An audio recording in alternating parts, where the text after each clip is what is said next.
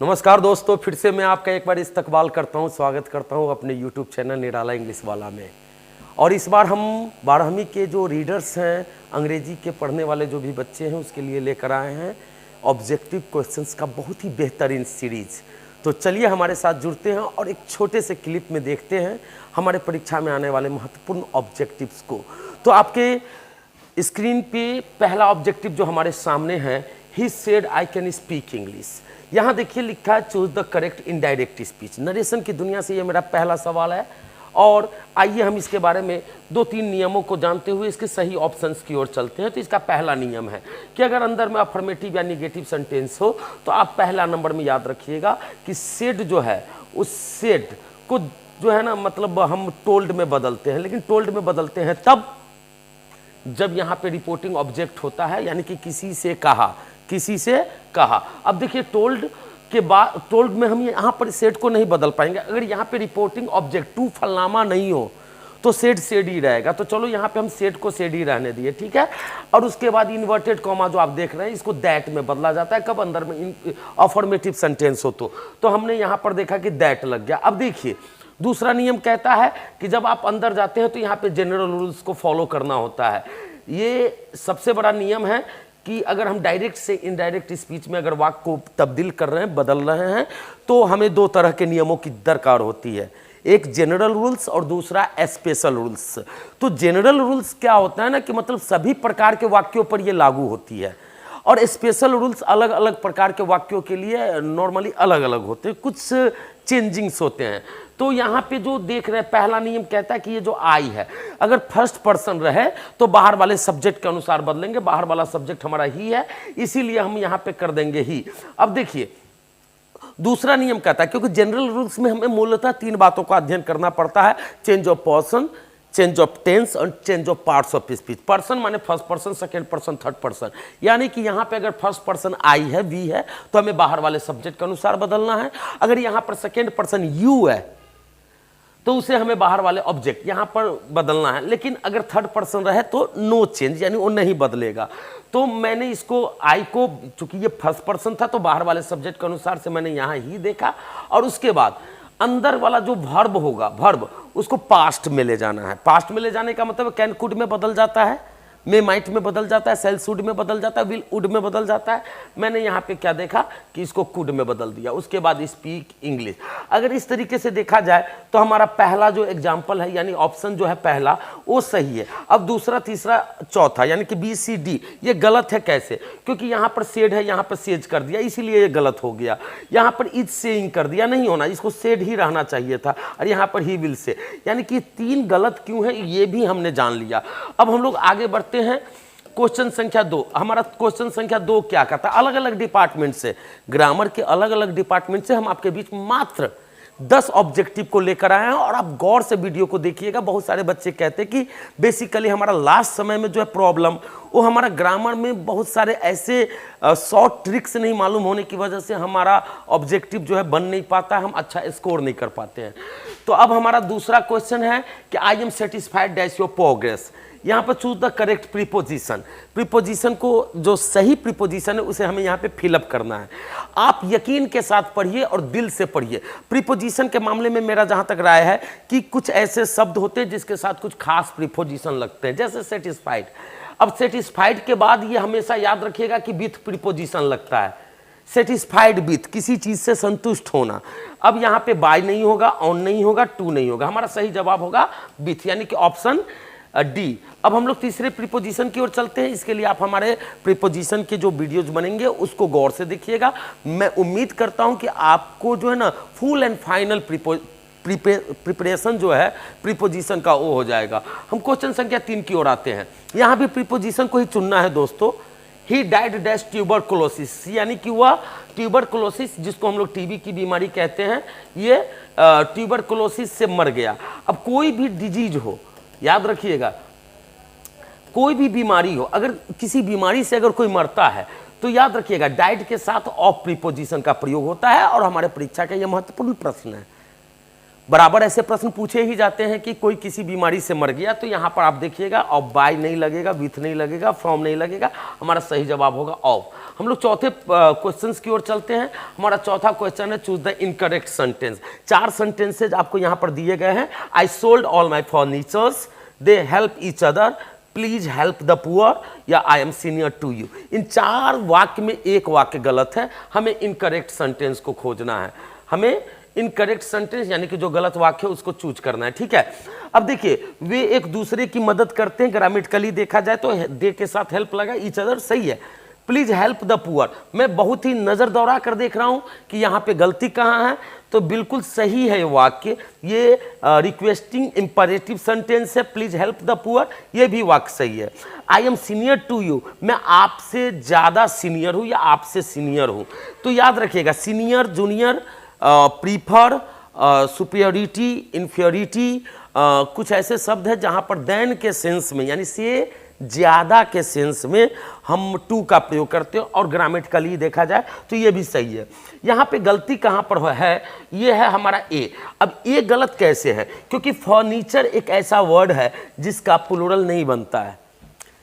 कभी ससुराल में ये मत बोलिएगा कि मुझे बहुत सारे फर्नीचर्स मिले हैं, तब तो सारा दिया हुआ फर्नीचर्स अगर मेरे जैसा आदमी रहे तो आपसे छीन ले कि रे ससुरा फर्नीचर्स नहीं होता, क्योंकि फर्नीचर आप उसको प्लूरल सेंस में ले ही नहीं जा सकते हो, और यहाँ पर एस लगाकर सबसे बड़ी गलती हुई। इसलिए इनकरेक्ट सेंटेंस अगर इस 4 में अगर कोई है तो वो है ए, यानी कि हमें यहाँ पर लिखना चाहिए था आई सोल्ड ऑल माई फर्नीचर, न कि फर्नीचर्स, ठीक है। तो अब हम लोग 5वें प्रश्न की ओर चलते हैं। आप सिर्फ कान लगाकर, जैसे आप किसी गाना को बार बार अगर अच्छा लगता है तो सुनते हो, वैसे ही अगर ऑब्जेक्टिव अगर लास्ट समय में प्रिपरेशन अगर दिल से करना चाहते हैं तो हमारे सारे ऑब्जेक्टिव सीरीज को दिल से 2-4 बार देखिए और वहां का कॉन्सेप्ट आपका क्लियर हो जाएगा। तो हम लोग अगले प्रश्न की ओर चलते हैं। यह you dash you dot dot dot not go to attend the meeting, तुम्हें मीटिंग अटेंड करने की जरूरत नहीं है। यहाँ पर हमें नहीं कर सकते हो, ये सब कुछ नहीं, इसका सही जवाब होगा नीड, तुम्हें मीटिंग अटेंड करने की जरूरत नहीं है। ग्रामेटिकली ये सही है, ठीक है। अब देखिए हम लोग आगे बढ़ते हैं क्वेश्चन संख्या 6 में। क्वेश्चन संख्या हमारा 6 कह रहा है कि चूज द करेक्ट सेंटेंस, यानी कि इस 4 सेंटेंस में कोई ऐसा सेंटेंस है जो कि सही है, बाकी 3 सेंटेंसेस गलत है। तो let's start to verify which is incorrect sentence, which are incorrect sentences and which is correct sentences out of this 4 examples. तो दोस्तों I am senior then him, अभी मैंने थोड़ी देर पहले बताया था आप लोगों को कि senior, junior, prefer, seniority, juniority, ये सब जो शब्द हैं इनके साथ देन की जगह पर, देन माने होता है से ज़्यादा, से अधिक या से, देन का प्रयोग नहीं होता है, बाय का प्रयोग भी नहीं होगा उसके जगह पर, यानी देन की जगह पर टू प्रीपोजिशन का प्रयोग होगा। किस अर्थ में, तो से ज्यादा के अर्थ में। इसीलिए आई एम सीनियर फ्रॉम भी नहीं होगा, बाय भी नहीं होगा, देन भी नहीं होगा, हमारा सही ऑप्शन होगा C, senior, junior, prefer, seniority, juniority, इन सभी शब्दों के साथ याद रखना है मेरे दोस्तों कि हमेशा टू का प्रयोग होता है। तो चलिए लेट्स अहेड गो अहेड, आगे हम लोग बढ़ते हैं और आते हैं 7वें नंबर में। हमारा जो ऑब्जेक्टिव है वो ये रहा आपके सामने, चिल्ड्रेन डैश चॉकलेट्स।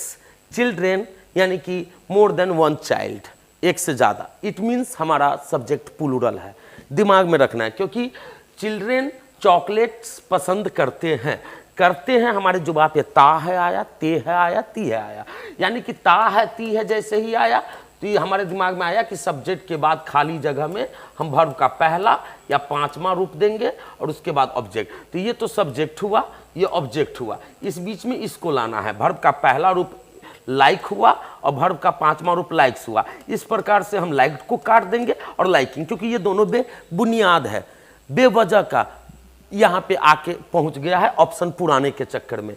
अब देखो चिल्ड्रेन के साथ हम लाइक्स तब लगाते हैं जब ये सिंगुलर होता है, लेकिन ये सिंगुलर सब्जेक्ट नहीं है, ये प्लूरल सब्जेक्ट है। तो प्लूरल सब्जेक्ट के साथ प्लूरल वर्ब लगेगा, यानी वर्ब में एस या यस नहीं लगेगा। हमारा सही जवाब होगा ए, यानी कि चिल्ड्रेन लाइक चॉकलेट्स।